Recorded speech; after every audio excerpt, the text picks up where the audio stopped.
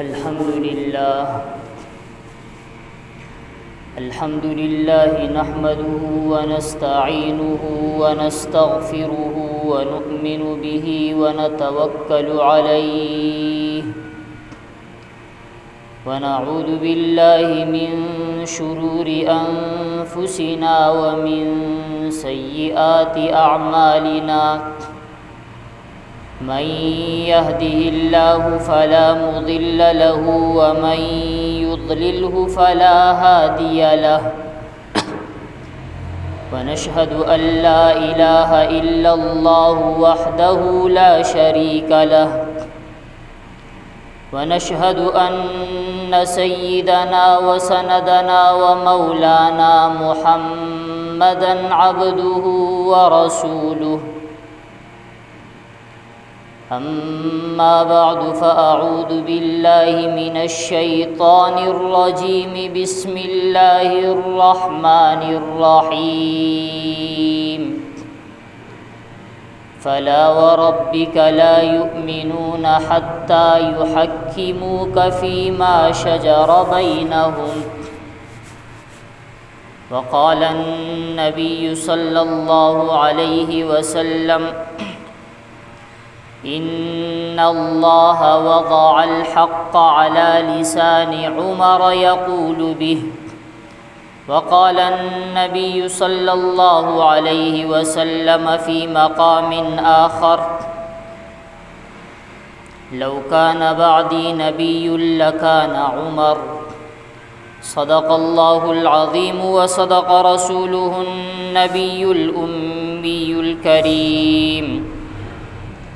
व नहनु अला ज़ालिका लमिनश शाहिदीन वश्शाकिरीन वल्हम्दुलिल्लाहि रब्बिल आलमीन।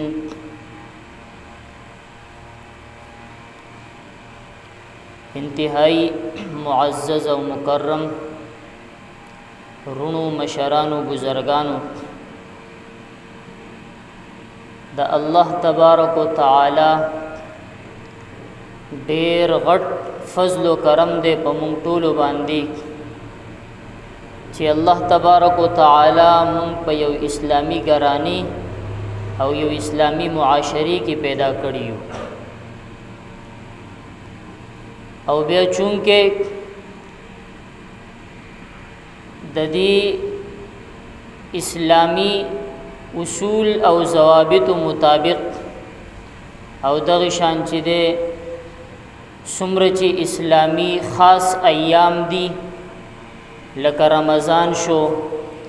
द अख्तर रोज़ी शुई दगशान नूरी ख़ास रोज़ी वी द इस्लामी ची कुरान या पैगम्बर अलैहिस्सलातु वस्सलाम दागी तायीन करेवी नो आगी द पारा यौ कैलेंडर वी ची कम त इस्लामी तारीख़ वेले कीगी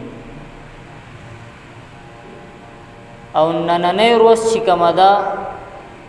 नन द इस्लामी तारीख़ की यौ नवी इस्लामी काल आगाज़ शवे दे नन यकम मुहर्रमुल हराम रोज़ दा यौ नवी काल आगाज़ शवे दे कचरी द अंग्रेज़ी काल आगाज़ उशी नु बिया खु तकरीबन टोली दुनिया ता अंदाज़ा उशी टोल खल्कु ता शपीन पता उलगी ची 12 बजून रुस्तु ची कम खुराफात कम बेहयाई और कम मुआमलात कीगी आगा खो हर चाहता वाजी हशी खो यौ इस्लाम ची दे आगा दुमर मजलूम दे ची मंगता दी पूरी पता न लगी ची इस्लामी नन सा तारीख़ ते सबाब सा तारीख़ हुई इस्लामी काल कम यौ चलीगी हालांकि नन द नवी काल आगाज़ शवे दे आगेन बावजूद हम अक्सरियत इस्लामी खल्कु तब पता नवी ची दे इस्लामी नवी काल आगाज़ शवे दे दा यौ इंतहाई द अफसोस मकाम दे पदी बांदी अफसोस पकार दे ची अंग्रेज़ मंग दुमरो उगुरजुलू ची नन मंग ता द अंग्रेज़ तारीख़ याद दे खो अखपल द इस्लाम तारीख़ मंग ता याद न दे और बिया दा द मुहर्रमुल हराम म्याश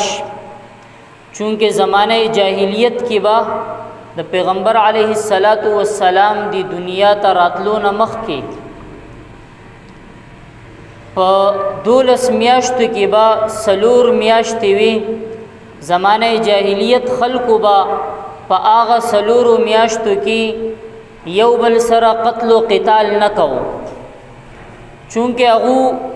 ټول عمر داسې تیر کړي وو چې په نه خبره باندې به هغه توري راو باسلی او یو بل سره قتل او قتال به شروع کو سلسل کاله به په یو مسلې باندې د هغه نسلونه جنگیدل نو هغه زمانه جاهلیت کې 4 میاشتې داسې وي چې پاغي کې با د هغه 4 میاشتو هغه تعظیم کو تکریم به کو احترام به کو په هغه 4 میاشتو کې یو میاشت د محرم الحرام هم وا محرم الحرام میاشت داسې میاشت دا چې په دې باندې په دنیا کې ډېر غټ غټ واقعات شوي دي د آدم علیه السلام نه واخلا او تر قیامت پورې لکه په روایاتو کې راځي چې قیامت به هم په دغه میاشت کې واقع کیږي تر هغې پورې غټ غټ واقعات میاشت ده او بیا په دې کې د پیغمبر علیه الصلاۃ والسلام دی دنیا ته تشریف راوړلو نه وروسته ډېر واقعات په دې محرم الحرام کې شوي دي خو ډېر عظیم الشان کمی کارنامې چې شوي دي 2 کارنامې د صحابه کرامو کم چې نن هم په دنیا کې عام یادېږي هغه 2 کارنامو کې یو یکم محرم الحرام د شهادت روز دا د صحابی رسول خلیفہ دوم کم چې د مسلمانانو دویم خلیفہ او تقریبا په نیمه دنیا باندې چې چا حکمرانی کړدا چاته چې حضرت عمر فاروق رضی الله تعالی عنہ ویل کیږي او دویم غټه واقعا په 10 محرم الحرام باندې د کربلا په میدان کې د حضرت حسین رضی الله تعالی عنہ د شهادت ورځ ده یکم محرم الحرام لا چونکه نن یکم محرم الحرام دے تاریخ هم داغي مطابق دے یکم محرم الحرام لا چکم صحابی رسول د شهادت ورځ ده د حضرت عمر فاروق رضی الله تعالی عنہ د زمانه جاهلیت دور داسیو د زمانه جاهلیت دور داسیو چې دنه به د کفارو غټ غټ مشران په هغه وخت کې یریدل چونکه تاریخ واقعات کا چاوریدلی وی نو هغه ته اندازه وی چې ابتدای اسلام کې پیغمبر علیه الصلاۃ والسلام چې کله د اسلام دعوت ورکول شروع کړو نو اسلام چې دا ډیر زیات کمزور وو کل عام بدو منځونه نشل کوله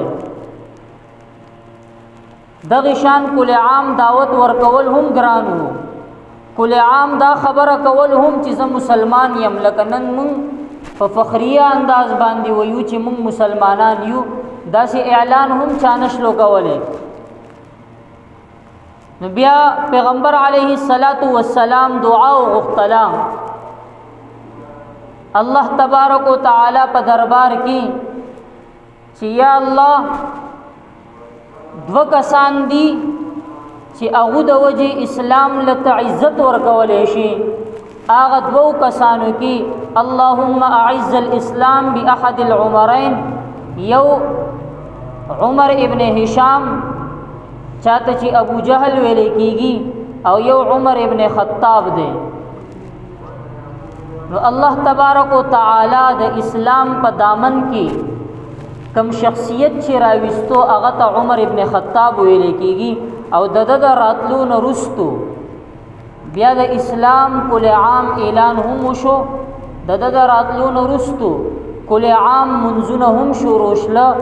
او دا هغه صحابي رسول دی چې د هجرت په موقع باندې مکی نه چې مدینی ته صحابه کرامو هجرت کو نو ټول په پټه هجرت کو د شپې په تیاری کې یا چا پر روزي هم کړي وي نو په پټه یعنی داسې کله عام چا هجرت نه دی کړي تاریخ کتابونو کې راځي چې عمر ابن خطاب هغه صحابي رسول دی چې د هجرت کو د تور راواغستا او اعلان وکړو چې سوچته چې خپل بچي په ما باندې یتیمان کړي راشه نن زه د هجرت اعلان کوم مکی نه مدینی پوری زه هجرت کوم کچا کی جرأت وی نو مخه راشه دا هغه صحابي رسول دی نور واقعات د ډیر زیات دي یو پیغمبر علیه الصلاۃ والسلام ارشاد فرمایي ابو داود شریف روایت ته او دغه شان مشکات المصابیح کی کتاب المناقب کی لیکل شوی دی چې ان الله وضع الحق على لسان عمر يقول به پیغمبر علیہ الصلوۃ والسلام ارشاد فرمائی چې حضرت عمر رضی اللہ تعالی عنہ هغه شخصیت ته چې الله تبارک و تعالی د پدی جب باندې حق جاری کړی دی یعنی دې چې سوی هغه رښتینی خبره وي داغي ګڼ مثالونه دي علماء کرام لیکي چې په قران مجید کې ډېر مقامات داسې دي بعض 18 لیکي بعض 27 لیکي بعض کم و بیش دغه شان علماء کرام مختلف مقامات لیکي چې دا مقامات داسې مقامات دي چې حضرت عمر رضی الله تعالی عنہ خبره مخکې کړدا د قران مجید آیت رستو نازل شوه دی ځکه پیغمبر علیه الصلاۃ والسلام ارشاد فرمایل ان الله وضع الحق على لسان عمر يقول به چې الله تبارک و تعالی د حق خبره د حضرت عمر په جبه باندې جاری کړ د دې چې سوی هغه رستو قران مجید په شکل کې نازلېږي داغي یو چند مثالونه ذکر کوم لکه یو ځل د طواف په موقع باندې حضرت عمر فاروق پیغمبر علیه الصلاۃ والسلام ته ارشاد فرمایل چې اے د الله رسوله دا مقام ابراهیم دی په دې باندې زما زړه کیږي چې زه په 2 رکعات نفل وکم پیغمبر علیه الصلاۃ والسلام ورته فرمایل چې اے عمر سو پوری د الله حکم نوي نو ما ته هم اجازت نشتی او اغین رستو الله تبارک و تعالی قران مجید آیت کریمه نازل کړه واتخذوا من مقام ابراهیم مصلا مقام ابراهیم باندې نفل مسکول اجازت ورکو زکه خو پیغمبر علیه الصلاۃ والسلام ارشاد فرمایل ان الله وضع الحق على لسان عمر يقول به دویمه واقعه مشهور واقعه ده چې د پیغمبر علیه الصلاۃ والسلام په بیبي حضرت عائشہ باندې رضی الله تعالی عنها چې کله تهمت په ولګیدو قران مجید سورۃ النور په ابتدا کې هغه آیتونو کې هغه تذکرہ شته ده یو سفر نا پیغمبر علیه الصلاۃ والسلام سره واپس راتلا واقعا مشهور ده په واپسې کې په د منافقین سردار چې کوم و رئیس المنافقین عبد الله ابن ابی ابن سلول هغه خپل ملګرو سره په مشورې باندې حضرت عائشہ رضی الله تعالی عنها باندې تهمت لګاو نو هغه نورستو دا واقعا چلیدله پیغمبر علیه الصلاۃ والسلام مشوره کینوله په جمعات کې صحابه کرامو حضرت علی رضی الله عنه یو خبر وکړه بل صحابي بل خبر وکړه بل صحابي بل خبر وکړه حضرت عمر فاروق رضی الله تعالی عنہ پاسې دو او یو تپوسی وکړو چې اے د الله رسوله د حضرت عائشہ د نکاح تا سره چې تړلې شوی دی دا چا تړلې دی د پیغمبر علیه الصلاۃ والسلام ارشاد فرمایل چې حضرت عائشہ نکاح چې کومه ده هغه د الله په حکم باندې ما تړلې ده د الله حکم و جبرائیل امین راغې حکم را کو نو نکاح وشلا نو حضرت عمر فاروق رضی الله تعالی عنہ فرمایل چې الله تبارک وتعالى چې ستا کور ته کوم زنانه را لېږلې ده نو هغه چرې هم بدکاره نشي کېدلی د عبد الله ابن ابی چې کوم خبره کړده دا یو تهمت ته بهتان دی نو لږې روزې تېرې شلې د حضرت عائشه رضی الله تعالی عنه په صفایې کې چې د قرآن مجید کم آیتونه نازل شله په هغې کې یوه جمله ده سبحانک هذا بهتان عظیم سچ حضرت عمر ارشاد فرمایلی وو اخ کوشله ان الله وضع الحق على لسان عمر يقول به الله تبارک وتعالى د حضرت عمر په جبه مبارک باندې حق جاری کړی دی یو درېمه واقعه ده چې یو یهودی او یو مسلمان وہ نام نهاد مسلمان چې ورته ویل کی لکه د زړه نه منافق وو او بظاهر به ځان ته مسلمان وي د دو دواړو په خبره کې څه جګړه راغله نو هغه یهودی چونکه په حق باندې وو او مسلمان په ناحق وو نو د دې مسلمان مطالبه داوا چې د يهوديانو چې کوم مشر دی کعب ابن اشرف هغه خواله لاړ شو او هغه ته دا معامله پیش کو نو هغه به دا فیصله وکي او يهودي ته پته و چې زمون مشر دروغجن دی هغه وینا وای ته مسلمان ځان ته مسلمان وای نزو د پیغمبر علیه الصلاۃ والسلام دربار ته او پیغمبر علیه الصلاۃ والسلام ته دا معامله پیش کو دا قضیه وته پیش کو چې پیغمبر علیه الصلاۃ والسلام چې کومه فیصله وکړه پاغي بدواړه راضی شو چونکه ته ځان ته مسلمان وای نو ته خو بداغه فیصله منی او زه يهودیم زوم په دې ځکه دا اقرار کوم چې زه بداغه فیصله منم نو داسي دودواړه لاړل د پیغمبر علیه الصلاۃ والسلام مجلس ته او چونکه يهودي په حق باندې نو پیغمبر علیه الصلاۃ والسلام فیصله ورکړه د يهودي په حق کې چې دا معامله د يهودي په حق کې ده نو الته مسلمان خو چونکه د نوم مسلمان وو او در حقیقت هغه منافق وو نو هغه چې داسې د پیغمبر علیه الصلاۃ والسلام د مجلس نه بار راووتو نو هغه يهودي ته وی چې پیغمبر علیه الصلاۃ والسلام خو فیصله واوروله خدا سیګو په دې لار کې د حضرت عمر کور راځي پاغي به موږ سي هم تیریګو نو راشه هغه ته هم دا معامله پیش کو او هغه نه هم څه فیصله واخلو هغه منافق دا سوچ کو چې حضرت عمر د اسلام په معاملې کې سخت دی هغه به ضرور چې دی هغه به مسلمانانو په حق کې فیصله کوي د يهودي په حق کې به فیصله نه کوي هغه د خپل یو سوچ او یو مایند یو نو هغه يهودي وته وی صحیح دی اس مسله هم نشتی پیغمبر علیه الصلاۃ والسلام فیصله واوروله حضرت عمر دې واوري نو داسې تیرېدل د حضرت عمر رضی الله تعالی عنہ خواله لاړه حضرت عمر رضی الله تعالی عنہ راغی او تاسو یو کړو چې سم مسله ده نو مسلمان ورته وی چې زمونږ داسې معامله راغلی دا هغه کې موږ ستا خواته فیصله لراغلی خو هغه يهودي او خيار او هغه ورته وی چې اے عمره پهله زما خبره واوره چې دغه د معاملې فیصله چې کومه ده هغه پیغمبر علیه الصلاۃ والسلام دغه اوس کړی ده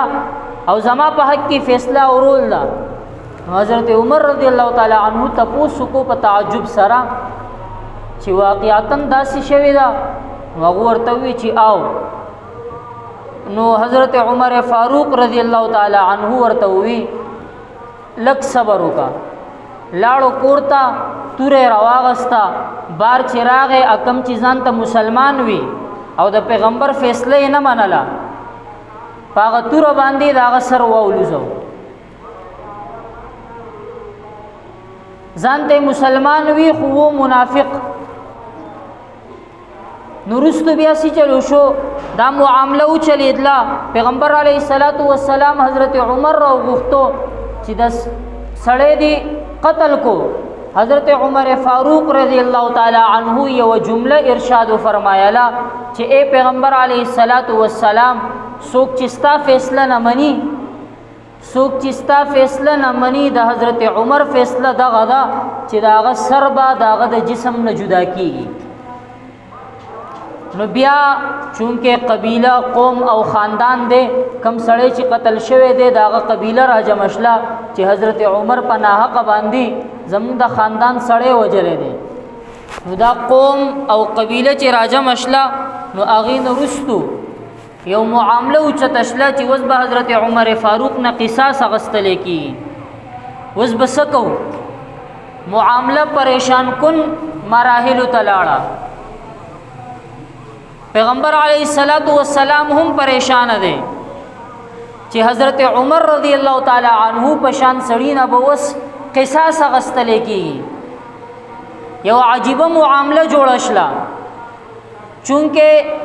د کافر قتل د منافق قتل که جایز دی خو دلته خو هغه په ظاهره ځان ته مسلمان وي او ټول خلکو په دې باندې ګواهي ورکوله چې دی مسلمان و منځونو له به راتو نو لږ وخت چې تیر شو الله تبارک وتعالی د قرآن مجید آیت مبارکه نازل کړه فلا وربک لا یؤمنون حتی یحکموک فیما شجر بینهم چې اے پیغمبر علیه الصلاۃ والسلام د حضرت عمر چې کومه فیصله ده هغه بالکل درست ده ولی الله تبارک وتعالی قسم خوري چې ستا پرب باندې دې زما قسم وي هغه سړی مؤمن نشي کېدلی چې د هغو په آپس کې څه مسلې کې اختلاف راشي څه مسلې کې جګړه راشي او ستا خوا ته فیصلې له راشي ته فیصله وکړي او هغه ونه مني داسې سړی هېڅ چرې مؤمن نشي کېدی دا کافر دی منافق دی د کفر ظاهر دی چې کفر ظاهر شو نو قتل جایز شو نو حضرت عمر رضی الله تعالی عنہ خپل په فیصلې باندې بالکل درست راوخته ځکه پیغمبر علیه الصلاۃ والسلام ارشاد فرمای د ابو داود شریف روایت هم ده مشکات المصابیح کی کتاب المناقب کی پیغمبر علیه الصلاۃ والسلام ارشاد فرمای غالبا د حضرت ابو ذر رضی الله تعالی عنہ روایت ده چې پیغمبر علیه الصلاۃ والسلام ارشاد فرمای ان الله وضع الحق على لسان عمر يقول به چې الله تبارک وتعالی حضرت عمر رضی الله تعالی عنہ په جبه باندې حق خبره جاری کړې ده د چې سوي هغه حق پیغمبر علیه الصلاۃ والسلام دغه حدیث هم دی دغه شان نور ډیر واقعات د پیغمبر علیه الصلاۃ والسلام په ژوندانه کې شوي دي نو چې د پیغمبر علیه الصلاۃ والسلام په موجودګۍ کې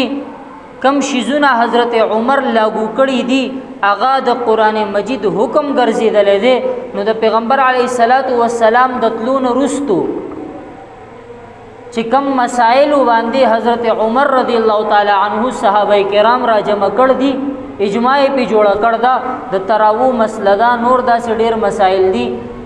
نو هغې دپاره هم دغه فیصله ده چې ان الله وضع الحق على لسان عمر یقول به نو چونکې د محرم الحرام میاشته او نن د محرم الحرام یکم تاریخ دی خپل خبره ختموم په دې باندې چې دا اسلامی تاریخ چې دی دا پیژندل ډیر ضروری دي مونږ په دغه انګریزي تاریخ کې ناسیو مونږ ته د اسلامی تاریخ هیڅ علم هم نه وي حالانکه د دې واقفیت ضروری دی د دې رواج داسې مشهورولی ضروری دی په څه طریقه باندې څه ترتیب باندې مونږ کوم ځای کې یو هلته انګریزي تاریخ که ضروری دی چونکه نن سبا ماحول د هغې دی خو هغې سره اسلامي تاریخ هم موږ له یادول پکار دي. نو چونکه دلته هم ډېر کسان ناست دي داسې وګرځئ چا معلومات وکئ ډېرو ته به دا پته نه وي چې نن نوی اسلامي کال چې دی د هغې آغاز شوی دی. وما علینا الا البلاغ المبین.